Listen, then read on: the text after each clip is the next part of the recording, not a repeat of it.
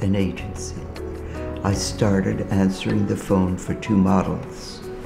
And we were all friends. We all had one great time. And we were lucky. We loved our business.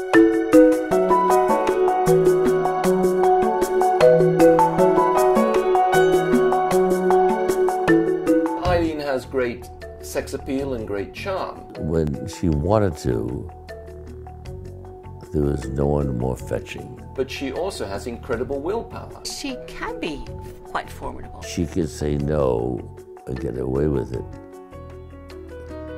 better than anyone could say yes. In that still male chauvinist era, she intimidated men. She was just pushing as far as she could. You couldn't make a film about Eileen Ford and the Ford Model Agency without getting the views of John Casablancas. She was a bitch from hell.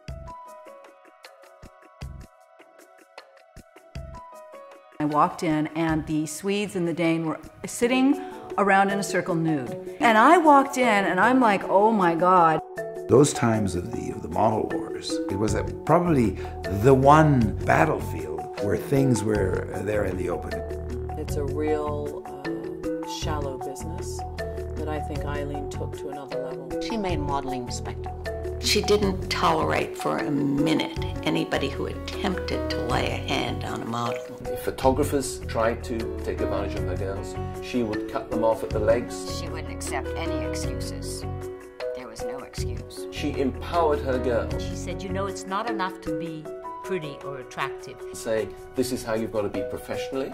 You've got to learn your craft. You don't think of a woman's liberationist coming out of a model agency, but that's what Eileen Ford was.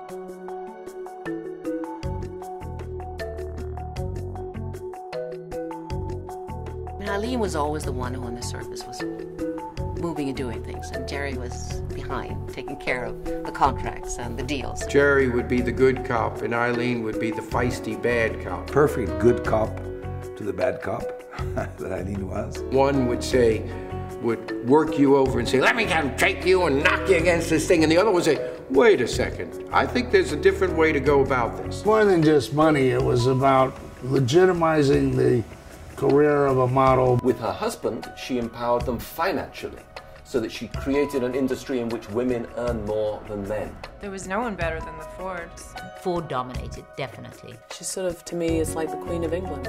She's the queen of the industry. There will never be another Eileen Ford. I'm me, that's all. And I can't be anybody else.